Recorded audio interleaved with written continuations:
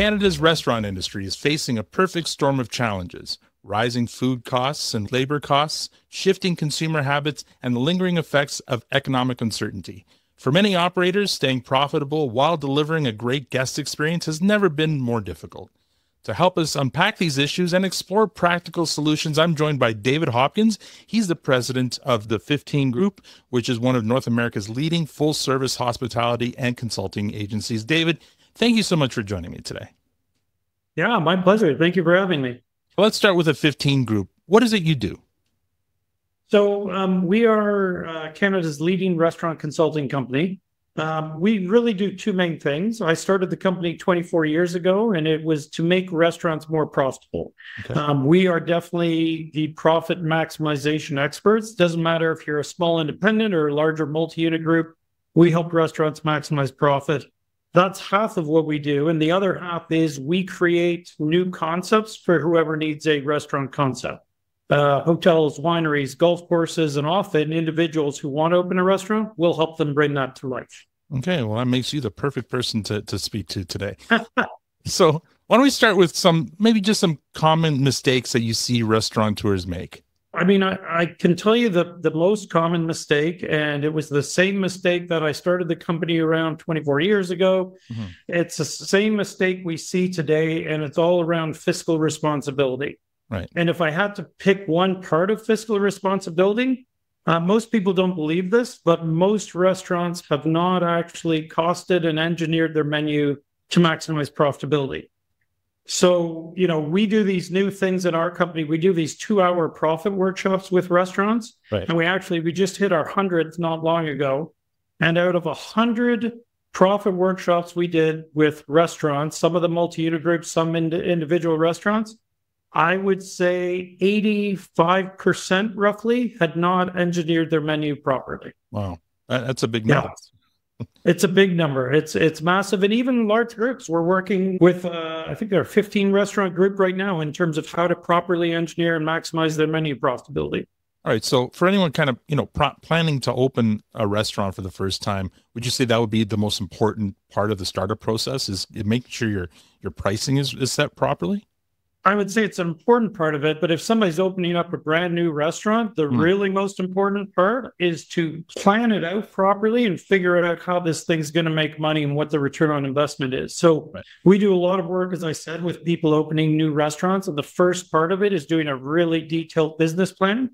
And it's so key because we have people come to us with ideas to open a restaurant. And when we do the business plan, it doesn't make sense. Like, it's not going to make money, or at least not the way they have it in their head or their vision or what have you. So, obviously pricing strategy is a part of that, but everything's a part of that. Square footage, does it have a patio, does it not have a patio? Are you using linen napkins? Are you not using linen napkins? How big's your kitchen? What's the kitchen setup? Is it efficient? Does it need to be run by 3 people, 2 people, 5 people? All of these things need to be planned out because the margins are so tight in restaurants. If you don't think through it all, you end up opening your doors and then you're like, ooh, that was a mistake. So that's why companies like yours exist, to kind of help them make these decisions or consider these factors. Yeah, 100%. I mean, I'm biased, but I think anyone opening a restaurant who either hasn't done it before or, has done it once or twice should reach out to us or a company like us to help do it properly, for sure. Okay. So that kind of covers, startups or new restaurant owners. What for existing restaurant owners? Let's focus on this time of year. We're getting into the holiday season. What should they be focused on right now, maybe to get prepared for the holiday season? I mean, I definitely thinking, we're already almost at the tail end of it, but the holiday season is massive for booking parties, events, right? Christmas parties, holiday parties, and if for a lot of restaurants, if you don't have a party booked, then you're not busy because people are, they're not going out for dinner December the 18th. They're at a party. Right. And we often find restaurants haven't really strategized or gone about that properly to maximize this period, kind of from November 20th to December 31st.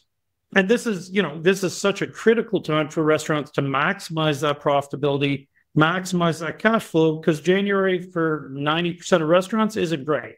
Yeah. I've got a great example of a client that we started working with, but when we just started working with them, they had a group, I think it was a party booking of 60 that reached out by email and said they've gone somewhere else because they tried calling 4 times, they left messages and nobody returned their call and they booked somewhere else. And it's like, that was a 60-person party. That would have been fantastic, right? Yeah. So making sure you're attentive to all that and on the ball and ready to go, because this is where you can really capture a lot of that cash flow and profitability. Oh, for sure. Those big parties they can make or break your year probably. Yeah, absolutely. I mean, this is the good time for restaurants going into this kind of November, December season. Yeah. All right. So, I watch a lot of, cooking shows and restaurant shows on TV. And of course, there's always the ultimate is to become like a Michelin level restaurant. What does it take? What does it take to earn one of those stars?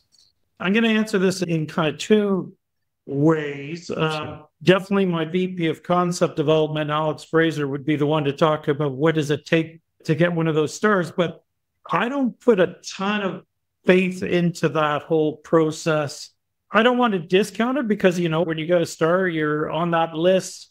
That definitely is a great thing for business. Mm-hmm. But for 98%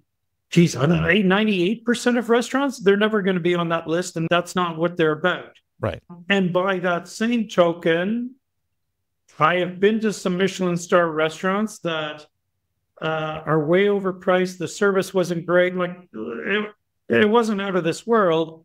And I know a number of restaurants that aren't Michelin star that knock it out of the park every time. They're incredible value. They've got the guest experience dialed in. The quality is fantastic, but they're not a Michelin star. So I never put too much faith in that whole program or shoot for that in my mind. What we work with our clients for is how do we deliver exceptional guest experience, phenomenal value, and then have all the fiscal systems and processes in place to turn that revenue into profitability. And if you can do all that and become, get a Michelin star in the process, great. But if restaurants just focused on delivering exceptional guest experience and mining their dollars to be profitable, they'd all be way better. You don't need, you can be a perfectly successful restaurant without having to have a star. 100%. Yeah. Now, we've covered the holiday season. What are some of your predictions for 2026, in terms of maybe emerging trends, or what advice would you give restaurateurs planning for next year? It's interesting because people say restaurants are challenging right now. Like you said at the intro, labor costs up, product costs up.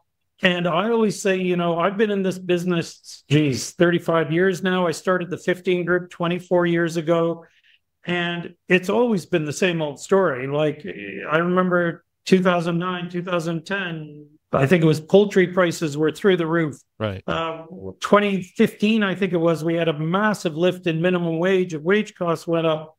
This is nothing new for restaurants, what we're experiencing now. Mm-hmm. And I don't think anything's going to change next year. I think if I had to predict what's going to happen next year, it's a lot more uncertainty, unfortunately, with what's going on south of the border, what's going on with the economy, what's going on with inflation and interest rates, and all that uncertainty makes our world challenging in the hospitality space. So what I would say people need to focus on is the same thing that we've said since day one, is focus on delivering exceptional guest experience. We did a survey in the 15 group of just regular restaurant consumers, and we found that I think it was only 18% of consumers rated their last experience a 9 or 10 out of 10. Right. So 80% of restaurant experiences are 8 or below, and that's not good enough in the restaurant space.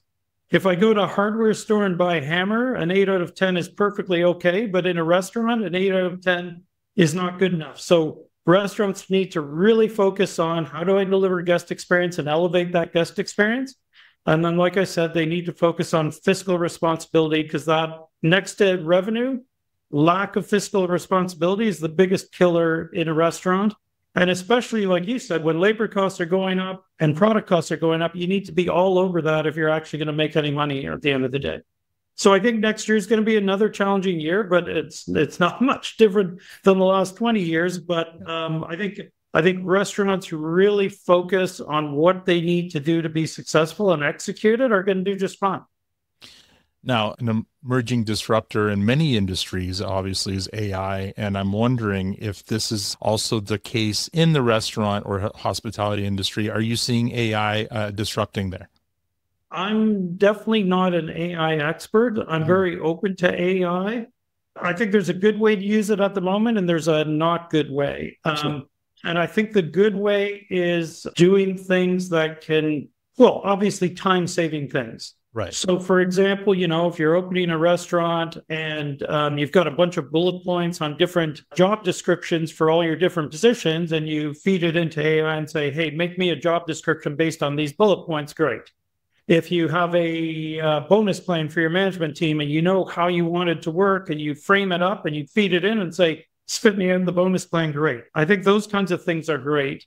I think a lot of the other stuff I'm not really sold on yet. Like, I don't think feeding into AI, hey, I need a great burger recipe to make a great burger, spit me out the recipe. I don't think we're necessarily there yet. And I'm not saying we won't get there, but I don't think we're there where we can just say, hey, AI is going to take care of all my problems for me. I think we've really got to pick and choose. And it's the same thing with technology on the whole. Sure. There's so much technology in the restaurant space. We always say, focus on technology that's going to do one of two things: improve guest experience or improve your fiscal responsibility without burdening you.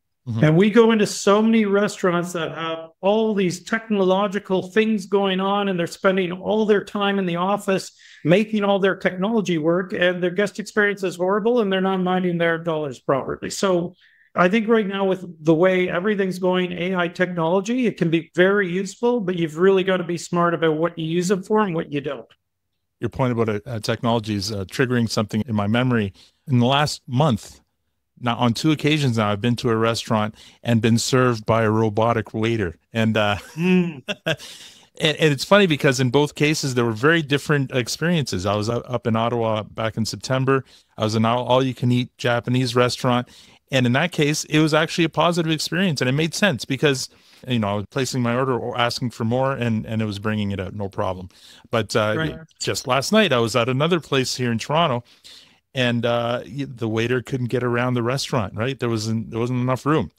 So they still needed humans to go to the waiter and take the trays off the waiter and serve them. Anyways, right? And that's a tricky thing too, because it depends on, I don't think we can ever discount the social experience in food and beverage as well. Right. I mean, if I'm going to a quick serve restaurant, I just want to get my whatever burger and get out.